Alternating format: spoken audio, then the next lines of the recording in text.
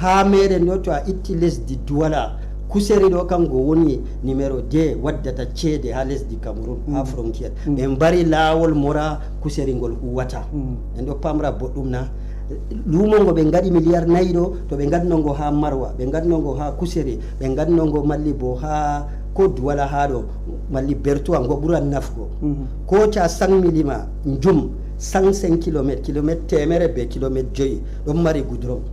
ko ta njum mintum kilometre capan jetati do mari goudron ko ta mintum Carrefour tam kilometre capan jetati do mari groupe e do mari goudron ha ndilla ha Congo mana kilometre temedde nayi e capan nayi e jeddi pat be ngadi goudron lawol man do a tokkotongol 100 km a fottata be camion do rondi kuje amma to motaji ngala ngam wala activité ha ton be jeebe ngadi lawol batgol ngol nafata mere to be kuno lawol ngawndere kuseri do dum DG national numéro 1 wala camion ji ngurtoto port Douala dilla wuttudu kuseri do bakin temedde nyalje to be mbari lawol hande yimbe kuseri do be do berni ha kuseri do to ayi moftirde wadi ha der Marwa be mbi yimbe kawta RDPC 100,000 jeunes kuseri ya hay mokolo ya hay dum Marwa man be madatan hawti ha der Marwa man yimbe kayele ngaray a gido elid en kayele na to mi wadani ma do dum département de Diaylo bo mbol wan mi do 100,000 ma me be saram ma kewti am be Marwa ko gidmi wi go ma do to hawti laabi man idi do subobe en biado 1 million quelque ha to do be ngaday ko 250,000 cubi RDPC kuje pat be dokkebe do RDPC laabi ha do bo subobe be woyla be ngala hande minen yimbe RDPC to ado wanca ha fattude ayi ha derdirabe be biye octobre do min timmindiran be modon kaye min gaddanta be be ngala ndiyam be ngala yite be ngala laabi Umaru Siddi limti ko limti do dum ha kuje labde tal wala se ko ha man wala ko dum en gibe lawol kusiri do nongol warti hande Modibo Yali warti motaji charge ha do tokko jammena lutta wartugo kusiri motaji fer tokko to do nayi yimbe man na be to ko wodi ko be kuwi bona wodi ko be kuway bona ko nay ha mabbe kam wato to awi non do yimbe fere dula sa famu ko to do be andi bo be fu mabbe be don ton be don ko avion jippo marwado ko moy dilan hawrum en be mota andi taw wala mu anda to be kuway nde be kuway kam na be wala to turti bona be gongam on ha do min tokkake on kam to min boki bujji amin kam na nana non min hande do minin be ngati min ko nasara wata ancre l'anclu et le marteau hakkunde fontere be pirogal fontere be pirogal to min gaynitake gal RDPC gallo minin ma be do biddi min to min lorake ya ummatore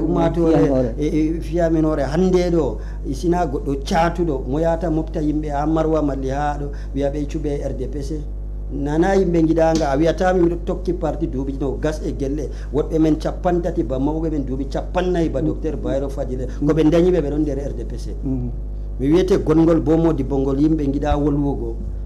wadetebe ha parti man de ku wana parti na be ngadata be ko ten le jonta do iga banyo ha kuseri dum be en ku wani RDPC nane ha normal ha nga dari nga habibe bello be ciroma man do dum ala jabbo ha ngawndere dum pilowo dum pullo to a dilli ha garwa dum Alaji Abdullahi Fadilen do hande dum Bayro Fadilen man Sadou Ayatu en to ayi ha Marwa dum Sali Dairu dum Isa Balarabe hande do a wiyatam ha ministre Paul Biya do goddo pullo mari ministre plengna dum moyjo mi jamima a journaliste to na wala amma to ayi ha kusere be do mari ministre des finances to ayi ha mokolo be do mari ministre de la santé publique to ayi ha kayele be do mari président du conseil économique et social be do mari ya goa be do mari ele pierre do mari mununa fotso to ayi ha garwa be do mari Gabriel Bayro be do mari ministre no Isa Chiroma be bello be parti mabbe be jehi kambe na min mi do wolwana yimbe RDPC ma famina kambe kamna dole Hamadou Mustafa ANDP Bello Buba Chiroma donc panna dum dadi INDP kambe ben ngabo to be kambe ben gurti ko ginmi wigo ha gewti am do en pamra bodduma hunde do ngam be gidinde to be cubinde bo ngam conviction wala fasi kare ha politique man mais ko gidmi wigo derdirabe men hujitan be subo 2025 jonta be minin yimbe RDPC na en bolwani Ferdinand Ngongo wadi réunion ha présidence de la République o recevi yimbe sénateur en député en ministre en marwa mi don marwa mi do suiva mi bingel marwa ko mi do hakkilani ko saloto ha nor ha Cameroun be amara ministre Yawba o convoqué ministre délégué auprès des ministres de l'économie o jami réunion do jami nga ha sare mako o convoqué bo autorité en RDPC pat nane ha permanence de parti be ngattanga hande do hunde man warti sey suudi lamdo marwa jonta c'est un ancien maire RDPC marwa deuxième Abdoulaye Sinele do'i modum goddo Issa Chiroma lamdo maydo derdi ko mo remplacer Bakary Bouba ha yolde mudum FNC do'i be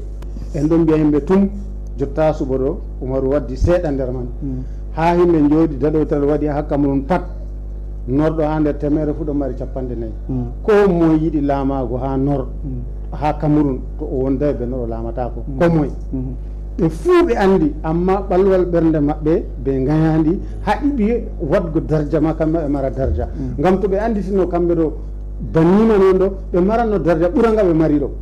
ha laamu ɓe gonima ka fo yimɓe ɗume wonata wurtorde mabɓe ɓe ngala wurtorde ngam wurtorde kam hande ka weeti ɓeɗo kayni ɓe goodi suɓaɓe ɓe goodi meren ɓe goodi conseil ɓe goodi nana kamɓe cuɓata ɗum fuu lim ganoɓe noyi suɓɓoɓe jotta kam na wonmoɓe andama ɓe bolonay mo yata élection sambona hande ka yahan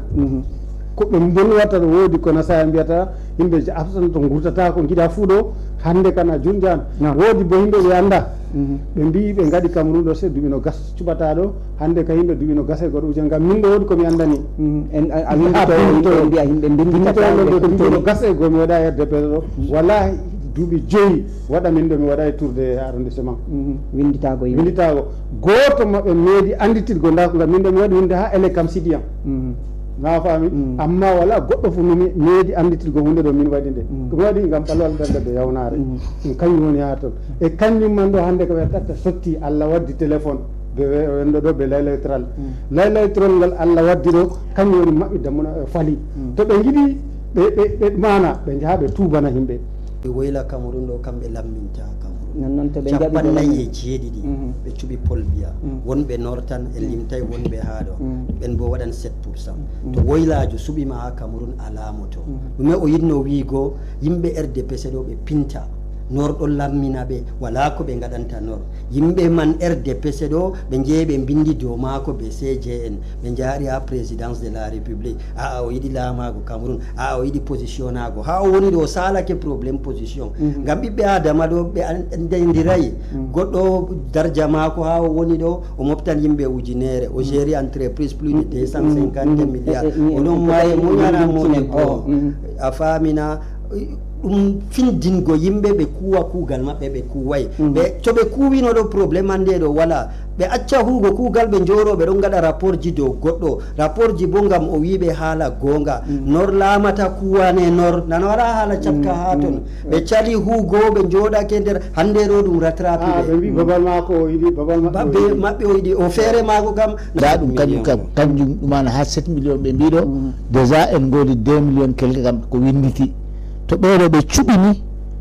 goɗɗo million jeetati yata suɓo kam million jeetati ko jeenayi yeeyi enen bo pat ɗum waɗa nde lutti ko hawtata ɓe ko luttima en gaɗan 3 millions 500 ka no famɗiɗi fou